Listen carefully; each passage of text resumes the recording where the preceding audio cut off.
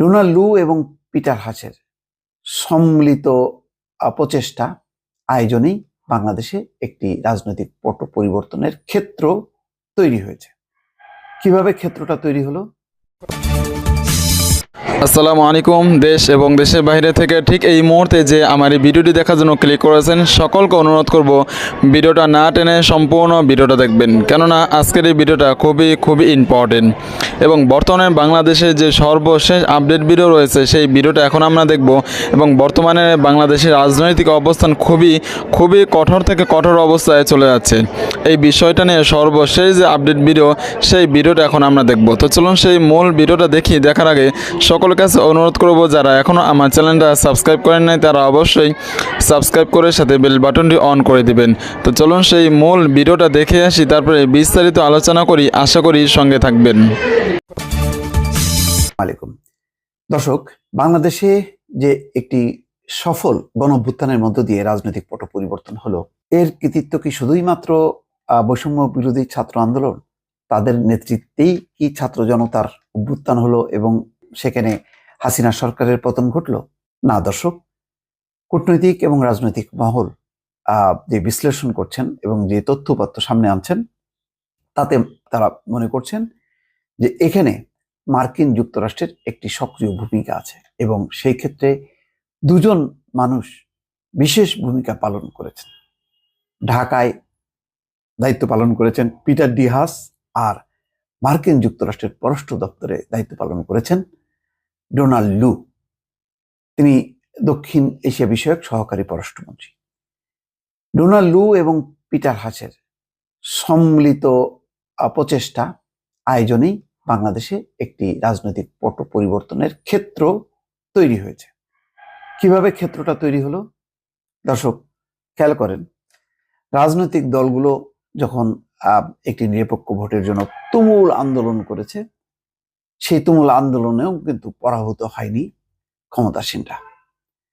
তারা এটি মোকাবেলা করার জন্য যুক্তরাষ্ট্রের বিরুদ্ধে এবং পশ্চিমাদের বিরুদ্ধে অব্যাহতভাবে অভিযোগ করেছে।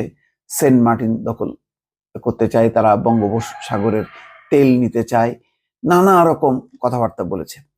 অর্থাৎ শেখ হাসিনা এটা একেবারেই যেই একটি সুষ্ঠু, নিরপেক্ষ এবং অবাধ সবার অংশগ্রহণের একটি নির্বাচন, সেই নির্বাচনে যে মার্কিন যুক্তরাষ্ট্রের অবস্থান, সেই অবস্থানের বিপক্ষে এমন কিছু বক্তব্য রেখেছেন, সেই বক্তব্য দিয়ে তিনিও একটি আন্তর্জাতিক বলয় গড়ে তুলেছেন। সেখানে চীন এবং রাশিয়া তারা কোনোভাবেই চায়নি যে মার্কিন যুক্তরাষ্ট্রের তত্ত্বাবধানে বা পরামর্শে বাংলাদেশে একটি রাজনৈতিক পট পরিবর্তন হোক, তাহলে মার্কিন যুক্তরাষ্ট্রের খবরদারি বাড়বে।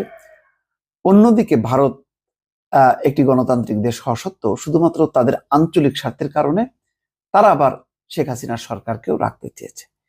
ফলে একদিকে ভারতের সাপোর্টও পায়নি, আবার চীন রাশিয়ার প্রবল বিরোধিতা এবং মার্কিন যুক্তরাষ্ট্রকে আন্তর্জাতিকভাবে বিতর্কিত করার জন্য বারবার যে বক্তব্য দিয়েছে, তাতে কিন্তু প্রাথমিক পরাজয় ঘটে মার্কিন যুক্তরাষ্ট্রের। এবং ডোনাল্ড লু এবং পিটার ডি হাসের বারবার দৌড়ঝাঁপ, এবং খেয়াল করেছেন যে ডোনাল্ড লু, আফরিন আক্তার সহ যুক্তরাষ্ট্রের এশিয়া বিষয়ক যত রকম কর্মকর্তা আছে উচ্চপদস্থ, সবাই কিন্তু বাংলাদেশে এসছে।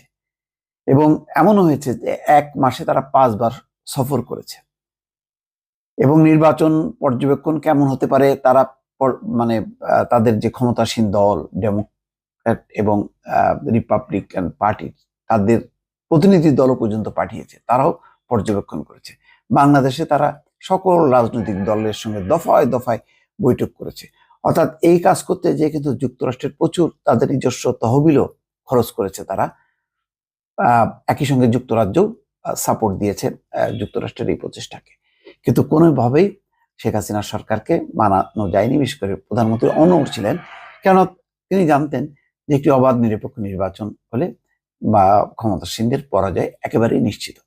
ফলে তারা বিভিন্ন যুক্তি দিয়ে, আইন, সংবিধান, এই সমস্ত যুক্তি দিয়ে তারা বলার চেষ্টা করছে যে দলীয় সরকারের অধীনেই নির্বাচন হবে, এটাই বিধান, এটি সারা বিশ্বে চালু আছে। অন্যদিকে বিএনপি সহ বাকিরা একদম অনড় ছিলেন যে তারা কোনোভাবে এই নির্বাচনে অংশ নেবে না, এবং এই অংশ যদি নিত তাহলে কিন্তু আজকের এই ধরনের গণঅভ্যুত্থানের ক্ষেত্রটা প্রস্তুত হওয়াটা কঠিন হয়ে দাঁড়াতো। কেননা যখনই নাকি বিএনপি এই নির্বাচনে অংশ নিত, তারা পরাজিত হলেও এই নির্বাচনের একটা বৈধতা পেয়ে যেত, যেটা 2018 সালে এই বিএনপি নির্বাচনে অংশ নেওয়ার মধ্য দিয়ে বিএনপির শোচনীয় পরাজয়ের পরও আন্তর্জাতিক বিশ্বে এটি গ্রহণযোগ্যতা পায় আওয়ামী লীগ সরকার।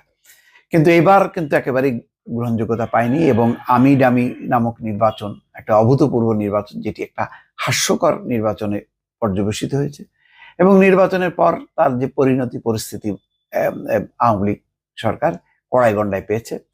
পশ্চিমা দেশগুলো অভিনন্দন জানায়নি, ভারত অভিনন্দন জানিয়েছে, এবং ভারতের ঋণ শোধ করতে যে আবার কিছু বিতর্কিত চুক্তি তারা করেছে, যেখানে মংলা এবং পূর্বাঞ্চলের সঙ্গে একটা রেল করিডোর বা রেল সংযোগ স্থাপনের যে চুক্তি, এতে তার আওয়ামী লীগের সবচেয়ে আর এক বিশ্বস্ত বন্ধু সহযোগী চীনও বেঁকে বসে। যখনই নাকি চীন বেঁকে বসে তখনই কিন্তু এই সুযোগটা মার্কিন যুক্তরাষ্ট্র গ্রহণ করে, এবং তারা পরবর্তী যেই আন্তর্জাতিক বিষয়ে যে পদক্ষেপগুলো, সেই পদক্ষেপগুলো তারা নিতে থাকে, কিন্তু সেটি নেপথ্যে। খেয়াল করেন, এই ধরনের নির্বাচনের পর সবার প্রত্যাশা ছিল যে মার্কিন যুক্তরাষ্ট্র কড়া একটা স্যাংশন দেবে বাংলাদেশের উপর, নির্বাচন কমিশন বা প্রশাসন, পুলিশ, এই সমস্ত সংস্থার বিরুদ্ধে। কিন্তু তারা কোনো স্যাংশন দেয়নি। এমনকি তারা যে ভিসা নীতি করেছিল শুধুমাত্র বাংলাদেশকে লক্ষ্য করে, যে যদি কেউ নির্বাচনে অনিয়ম করে, বিশৃঙ্খলা করে, নির্বাচন কে ম্যানিপুলেট করে ক্ষমতা আসার চেষ্টা করে, তাহলে তাদেরকে ভিসা নীতি আওতায় ভিসা নিষেধাজ্ঞা দেওয়া হবে। এটি বাংলাদেশের বা পৃথিবীর বিশ্বে কিন্তু মার্কিন যুক্তরাষ্ট্র প্রথম বাংলাদেশের ক্ষেত্রে এটি সামনে নিয়ে আসলো। তারপরেও কিন্তু আওয়ামী লীগ সরকার বা শেখ হাসিনাকে পরাস্ত করা যায়নি বা রাজি করানো যায়নি যে একটি ভালো নির্বাচন হোক। তো যার ফলে একটি নির্বাচন হয়ে গেল। তারপরে নির্বাচনের পরও কিন্তু ওই তাদের ভিসা নীতি বা স্যাংশন কোনো কিছুই বাংলাদেশের কোনো কর্তৃপক্ষের উপর আরোপ করা হয়নি। যদি আরোপ করতো তাহলে আবারও আওয়ামী লীগ সরকার বোঝানোর চেষ্টা করতো যে সরকারের বিরুদ্ধে এই সমস্ত নিষেধাজ্ঞা দিয়ে ষড়যন্ত্র করছে মার্কিন যুক্তরাষ্ট্র, এবং এই ইস্যুটা আন্তর্জাতিক পর্যায়ে সে নিয়ে এসে তখন আওয়ামী লীগ একেবারেই তার অবস্থানটা হয়ে দাঁড়াতো চীন, রাশিয়া এবং ভারতমুখী। ফলে মার্কিন যুক্তরাষ্ট্রের আর যে বাংলাদেশে তার অবস্থান নেয়া, পরবর্তী পরিকল্পনা বাস্তবায়ন করা, সেটা কঠিন হয়ে যেত। এই অবস্থায় কিন্তু তারা কোনো নিষেধাজ্ঞা বা কোনো নীতি প্রয়োগ করেনি, যেই প্রয়োগের মধ্য দিয়ে আওয়ামী লীগ বিপদে পড়বে। ভিডিওটা দেখার জন্য অনেক অনেক ধন্যবাদ। ভিডিও সম্পর্কে আপনার কি মতামত সেটা অবশ্যই কমেন্ট বক্সে কমেন্ট করে জানাবেন, এবং ভিডিও সম্পর্কে যদি আপনার মনে হয় ভিডিওটা শেয়ার করা দরকার তাহলে অবশ্যই ভিডিওটা শেয়ার করে দিবেন, আর অবশ্যই ভিডিওটা লাইক করে দিবেন। আপনি যদি আমার চ্যানেল নতুন হয়ে থাকেন তাহলে অবশ্যই চ্যানেলটা সাবস্ক্রাইব করে সাথে বেল বাটনটি অন করে দিবেন, যাতে করে প্রত্যেক মুহূর্তের আপডেট ভিডিও আপনাদের কাছে আমি পৌঁছাতে পারি। ভালো থাকবেন, সুস্থ থাকবেন, দেখা হবে কোনো নেক্সট ভিডিওতে। আল্লাহ হাফেজ। সো গাইস, ভিডিওটি ভালো লেগে থাকলে লাইক করবেন, অবশ্যই কমেন্ট করে জানাবেন ভিডিওটি কেমন হয়েছে। আর হ্যাঁ, আপনি যদি আমার চ্যানেল নতুন হয়ে থাকেন তাহলে অবশ্যই নিচে দিয়ে সাবস্ক্রাইব করবেন। এই পাশে যদি ভিডিওগুলো দেখতে পাচ্ছেন তো অবশ্যই দেখবেন এবং এনজয় করবেন। ভালো থাকবেন, সুস্থ থাকবেন এবং সবসময় আমাদের সাথে থাকবেন।